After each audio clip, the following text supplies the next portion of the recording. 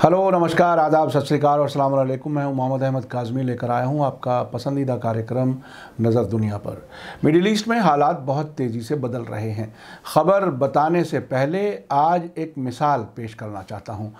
जब कोई writer film या ड्रामा लिखता है तो उसे मालूम होता है कि किस कैरेक्टर को कब क्या करना है, उसी लिहाज से वो अगला सीन लिखता है।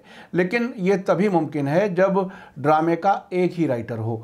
अगर कोई अचानक इस ड्रामे या फिल्म के सीन में कूद पड़े और प्लान के ख़िलाफ़ कुछ और ही कर बैठे तो राइटर को ये मालूम नहीं होता कि वो अब अगले सीन को कैसे संभाले। जब से 1979 में ईरान की रेवोल्यूशन कामयाब हुई है, तभी से मिडिल ईस्ट में अमेरिका और इजराइल की उल्टी गिनती जारी है।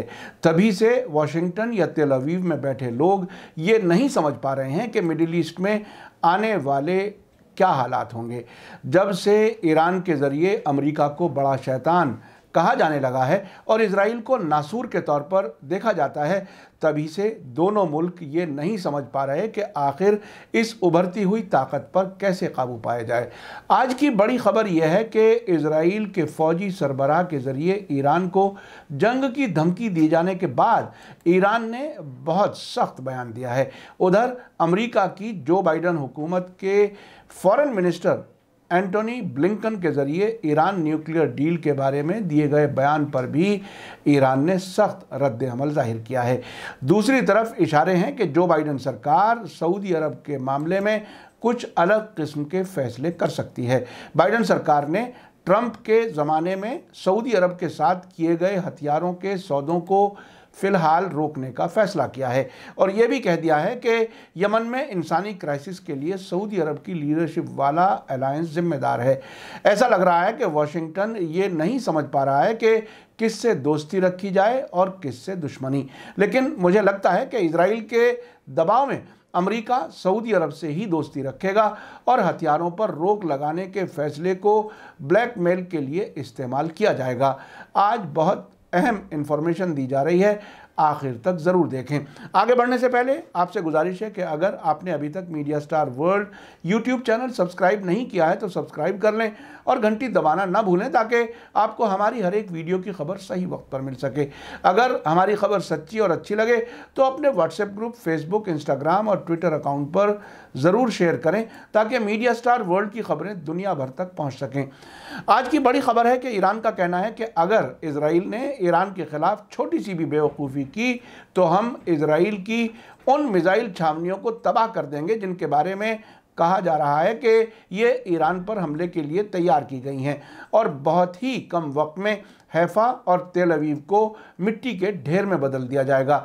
ईरान की फार्स न्यूज़ एजेंसी के मुताबिक इस्लामिक रेवोल्यूशनरी गार्ड कोर के कमांडर जनरल अबुल फजल शिकारची ने इजरायली फ़ौज के सरबराह अवीव कोहवी की हालिया धमकियों को साइकोलॉजिकल जंग करार दिया है और कहा है कि वे अभी तक ईरान की फ़ौजी ताकत और सलाहियत को समझ नहीं सके हैं। उन्होंने कहा है कि इजरायली आर्मी चीफ की धमकियां नफ्सियाती जंग का हिस्सा है और अगर हकीकत भी हो तो ये महज ख्याल और कल्पना है। उन्होंने ये भी कह दिया है कि ईरान के सुप्रीम लीडर आयतुल्ला खामेनाई ने अब से पहले भी कहा था कि अगर इजराइल ने ईरान के खिलाफ छोटी सी भी बेवकूफ़ी की तो भरपूर जवाब दिया जाएगा।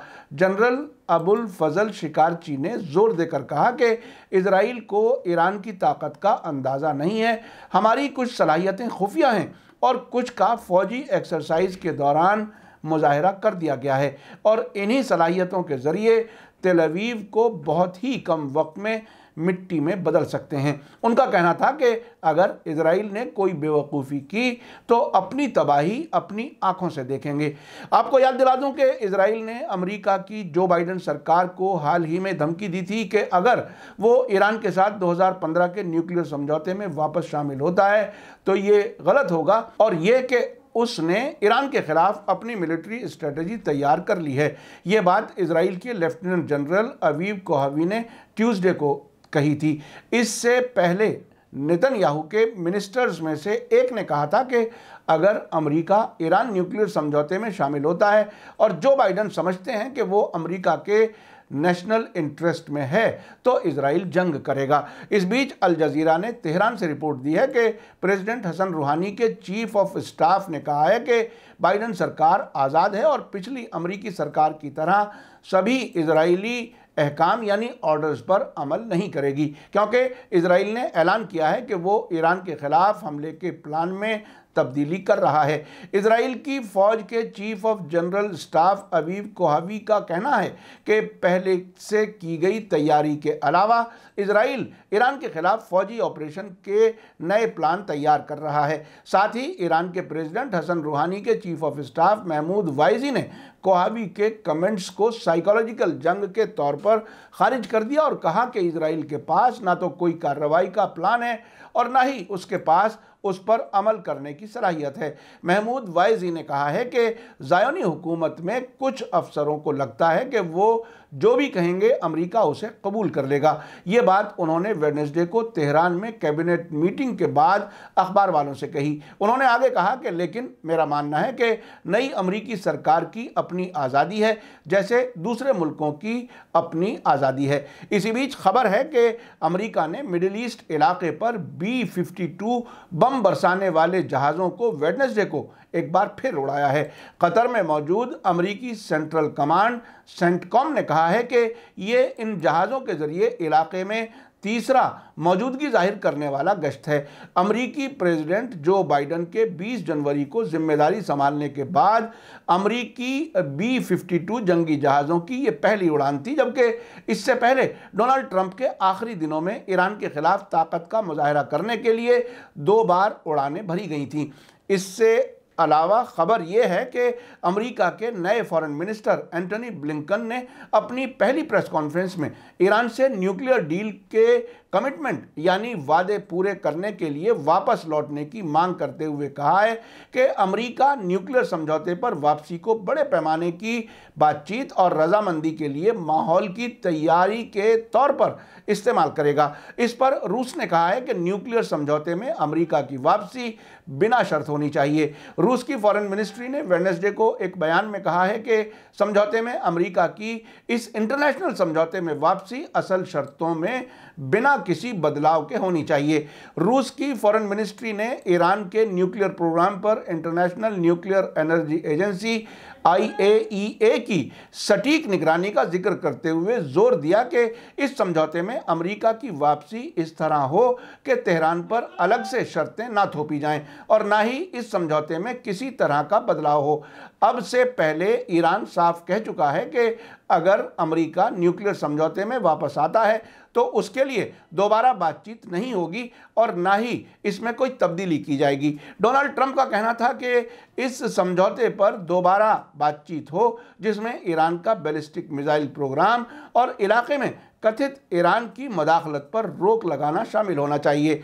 अब तक बाइडेन सरकार ने भी इसी तरह की शर्तें दोहराई हैं। इसी बीच अमेरिकी फॉरेन मिनिस्टर ब्लिंकन के बयान पर ईरान ने उन्हीं के अंदाज में जवाब देते हुए कहा है कि अमेरिका ने न्यूक्लियर समझौते और सिक्योरिटी काउंसिल के रेजोल्यूशन नंबर 2231 की खिलाफ वर्जी की है। यूनाइटेड नेशंस में ईरान के परमानेंट मिशन के स्पोक्सपर्सन अली रजा मीर यूसुफी ने अमेरिकी मैगजीन न्यूज़ वीक से इंटरव्यू में ये बात कही है। अमेरिका के नए फॉरेन मिनिस्टर एंटनी ब्लिंकन ने अपनी पहली प्रेस कॉन्फ्रेंस में ईरान पर समझौते की खिलाफ वर्जी करने का इल्ज़ाम लगाया। ये ऐसी हालत में है कि अमेरिका के फॉर्मर प्रेसिडेंट डोनाल्ड ट्रंप ने 8 मई 2018 को न्यूक्लियर समझौते से निकलने का ऐलान किया था।